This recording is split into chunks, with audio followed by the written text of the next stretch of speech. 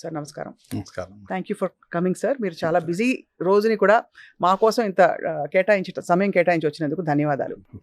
Pleasure sir, ఇంత medical research జరిగి కూడా క్యాన్సర్కి యాక్చువల్లీ కారణం ఏంటంటే పిన్ పాయింటెడ్గా ఎందుకు చెప్పలేకపోతున్నాం? ఎక్కువ ఒక హెచ్పివి వైరస్ దాని అలాంటి సిచ్యువేషన్స్లో తప్ప ప్రతి క్యాన్సర్కి ఒక కారణం అయితే ఉంటుందా సార్? ఉంటుంది అన్ని చాలా మట్టుకు. కొన్ని క్యాన్సర్స్కి మనం చెప్పలేం. అంటే ఎలా ఉంటుందంటే ఫర్ ఎగ్జాంపుల్ లంగ్ క్యాన్సర్కి మనకు తెలిసినది మోస్ట్ కామన్ స్మోకింగ్, లేదా ఆస్బెస్టాస్ ఇండస్ట్రీస్లో పనిచేయడము, అయితే ఎక్స్పోజర్ టు పొల్యూషన్. ఈ మూడు. కానీ చాలాసార్లు ఆ మూడిటికి ఎక్స్పోజర్ కాని వాళ్ళకి కూడా ఈ క్యాన్సర్ వస్తుంది. మరి అక్కడ మనకేంటంటే మరి ఈ కారణాలు ఎక్స్పోజర్ ఏం లేవు అయినా ఎందుకు వచ్చింది అని అంటాం. కాబట్టి కొన్నిసార్లు మనకు కారణాలు కరెక్ట్గా తెలియదు. కొన్నిటికి ఫ్యామిలీ హిస్టరీ ఉంటుంది, కొన్నిటికి వైరస్ హిస్టరీ ఉంటుంది. అంటే లివర్ క్యాన్సర్కి hepatitis B virus, hepatitis C virus అనేది ఒక కారణం, ఆల్కహాల్ అనేది ఒక కారణము, అలాగే సర్వైకల్ క్యాన్సర్కి హ్యూమన్ ప్యాపిలోమా వైరస్ అనేది ఒక కారణము. సో అలా కొలాన్ క్యాన్సర్కి లో ఫైబర్ డైట్ అలాంటి ఒక కారణము, ఫ్యామిలీ హిస్టరీ ఒక కారణము, బ్రెస్ట్ క్యాన్సర్కి ఓవేరియన్ క్యాన్సర్కి యూజువల్గా ఉమెన్లో ఉన్నట్టు హార్మోన్స్ ఒక కారణము.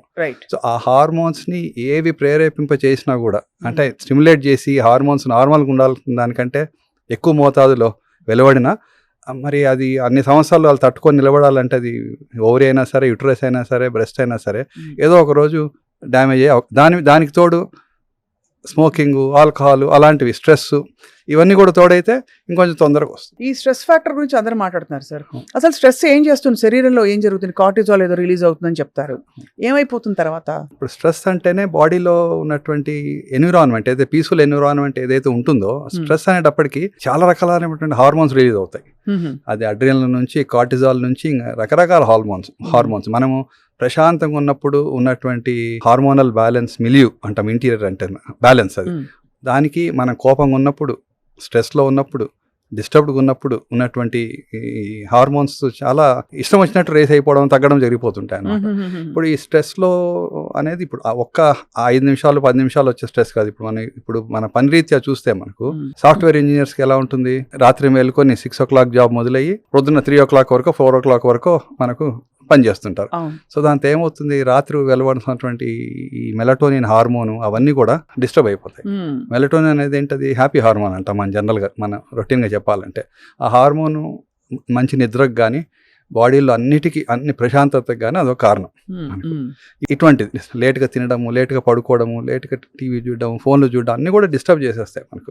ఇప్పుడు ఆ బ్రెయిన్ అనేది స్ట్రెస్ను కొంతవరకు తట్టుకోగలుగుతుంది, కానీ కంటిన్యూస్గా దాన్ని మనము యాక్టివేట్ చేస్తూ పోతే తట్టుకోలేదు. సో ఈ స్ట్రెస్ వల్ల ఏమవుతుందంటే హార్మోనల్ డిస్టర్బెన్స్ అనేది స్టార్ట్ అవుతుంది. హార్మోన్స్ వల్ల ఒక లెవెల్ వరకు ఉంటే, మోతాదులో ఉంటే పర్వాలేదు, మోతాదుని మించినటువంటి హార్మోన్స్ ఎప్పటికీ హానికరమే. సో స్ట్రెస్ అంతా గడబడి చేస్తుంది అనమాట. అవును, స్ట్రెస్ చాలా గడబడి చేసేస్తుంది. ఎందుకంటే అన్ని రకాల హార్మోన్స్ మిక్స్ అయిపోయి రిలీజ్ అయిపోతాయి అవి. ఇంకా ఒక్కొక్క హార్మోన్ ఒక ఎఫెక్ట్ ఒక్కొక్క ఆర్గన్ మీద, ఒక్కొక్క దీని మీద ఉంటుంది మెయిన్గా. సో అంటే స్ట్రెస్ అనేది నేను చెప్పేది ఒక దీర్ఘకాలిక stress. I'm talking about the short term stress. దీర్ఘకాలిక స్ట్రెస్ ఇప్పుడు అందరికీ మీరు 30-40 years బ్యాక్ మీరు చూసుకోండి, అంటే మా పేరెంట్స్ పనిచేసే పద్ధతిలో, మేము పనిచేసే పద్ధతిలో చాలా తేడా ఉంది. మా పేరెంట్స్ ఇద్దరు డాక్టర్సే. పొద్దున లేవరు, ఓపీ చూసేవారు, ఆపరేషన్ చేసుకుని మధ్యాహ్నం వచ్చి ఒక 2-3 గంటలు పడుకొని మళ్ళీ సాయంత్రం 2-3 hours చేసుకొని తర్వాత ఏదో వాకింగ్కి. ఇప్పుడు మనకు అలా లేదు. పొద్దున్న 9 గంటలకు మొదలు పెడితే మాకు రాత్రి ఒక్కోసారి ఆపరేషన్ 12-1 కూడా అవుతున్నాయి. ఎందుకు సార్ అలా అయిపోయాం? అంటే ఎందుకు మన రెస్ట్ అవసరం లేదు అనుకుంటున్నావా, లేక అంబిషన్ పెరిగిపోయిందా? మీరనే కాదు సార్, మనందరిలో. అంటే అది అంబిషన్ అనుకో, బేసిక్గా ఏమంటారంటే సర్వైవల్ ఫర్ ఎగ్జిస్టెన్స్ అంతే. ఎందుకంటే నువ్వు ఆ పని ఒత్తిడి తట్టుకొని నిలబడలేకపోతే నీ వెనక నలుగురు ఉన్నారు. సో ఆటోమేటిక్ అదేమైతే అది రెస్పాన్సిబిలిటీ అనుకోవచ్చు, లేకపోతే సర్వైవల్ ఫర్ ఎగ్జిస్టెన్స్ అనుకోవచ్చు, లేకపోతే ర్యాట్ రేస్ అనుకోవచ్చు. మీరు తప్పదు, ఇంకా దాంట్లో దిగిపోయాం మనము. అంతే, పక్కగానే వచ్చేయాలి. తట్టుకోవాలంటే ఇంకా చేయాల్సిందే, నిలబడాల్సిందే. నేను రోజుకి ఒకటే ఆపరేషన్ చేస్తానున్నానంటే నువ్వు కాదు, ఇంకో 4 చేసేవాళ్ళు వస్తారు ముందుకి. సో అది యాక్సెప్ట్ చేసే స్టేజ్లో మనం ఎవరు లేము. ఇప్పుడు తప్పగా నిలబడాల్సి వస్తుంది. సీజర్ స్టాండ్ ఒకటి మన కోసం వచ్చే పేషెంట్లు, ఏ ప్రొఫెషన్లో అయినా సరే, అది లాయర్స్ అయితే క్లయింట్స్, డాక్టర్స్ అయితే పేషెంట్లు వచ్చి వాళ్ళు ఉంటారు. వచ్చిన తర్వాత మనం ఆ రెస్పాన్సిబిలిటీ తీసుకొని వాళ్ళకి ట్రీట్మెంట్ అయితే ఇవ్వాల్సిందే ఇప్పుడు. అంతే కదా. సో రోజుకి నాకు 4 పేషెంట్లు వచ్చి సర్జరీకి వచ్చారంటే నేను రోజు 4 కానీ 3 కన్నా చేయాలి మినిమం, చేసుకుంటూ పోవాలి.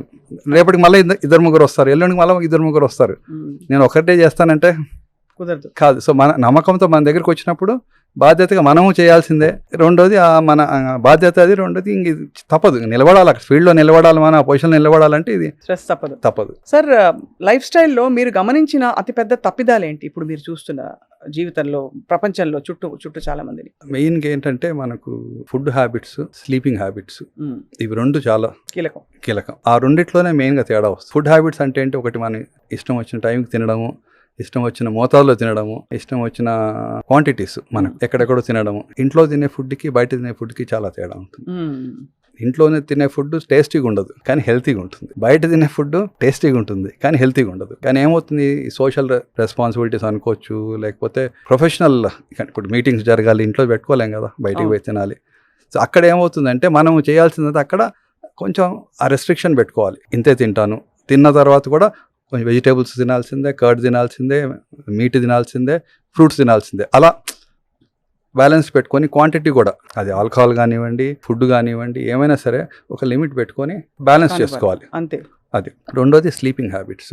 ఒకరోజు 11 గంటలు పడుకుంటే యావరేజ్గా ఏంటంటే ఏమైనా సరే ఒక 7 to 8 hours మినిమం ఉండాలి. అది ఎప్పుడు నిద్రపోయినా పర్లేదు.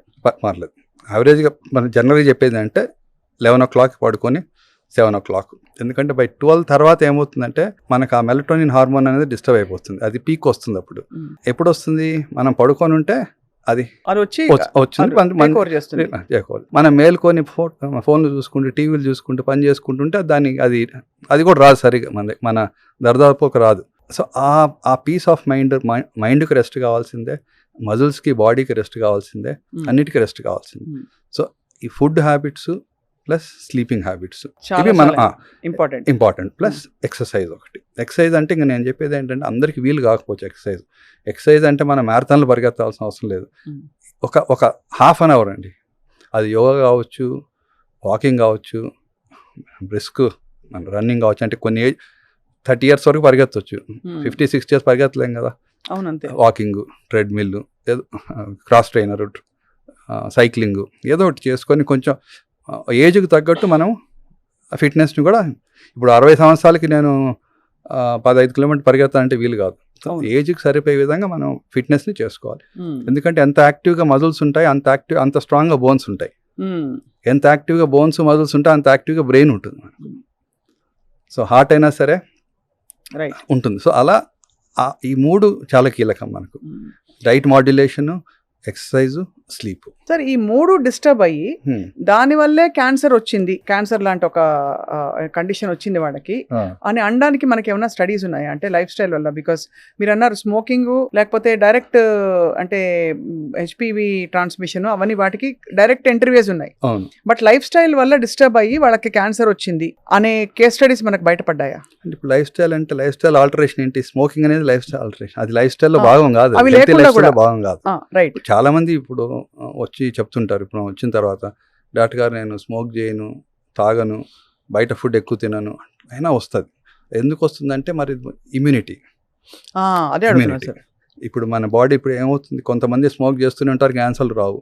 అది వాళ్ళ ఏమంటారు, వాళ్ళ జెనెటిక్ మేకప్లో పేరెంట్స్ నుంచి వాళ్ళకు భగవంతుడు ఇచ్చినట్టు బ్లెస్సింగ్ అది, అంతే కదా. అది సో కొంతమందికి ఆ ఇమ్యూనిటీ ఉంటుంది, కొంతమందికి ఆ ఇమ్యూనిటీ ఉండదు. సో ఆ ఇమ్యూనిటీ కూడా చాలా ఇంపార్టెంట్ బాడీలో. ఎందుకంటే ఎప్పుడైతే బాడీలో ఇమ్యూన్ సిస్టమ్ స్ట్రాంగ్ ఉంటుందో అప్పుడు ఏ చిన్న మార్పులు, అంటే అబ్నార్మల్ సెల్స్ వచ్చినా కూడా బాడీలో ఉన్నటువంటి ఆ ఇమ్యూన్ డిఫెన్స్ సిస్టమ్ ఏదైతే ఉంటుందో వెంటనే దాన్ని రికగ్నైజ్ చేస్తాయి. అంటే ఇమ్యూన్ సిస్టమ్కి ఏంటి, నార్మల్ సెల్స్ ఏంటని తెలుసు. నార్మల్ సెల్స్ ఉన్నప్పుడు గమనం ఉంటుంది ఇమ్యూన్ సిస్టమ్.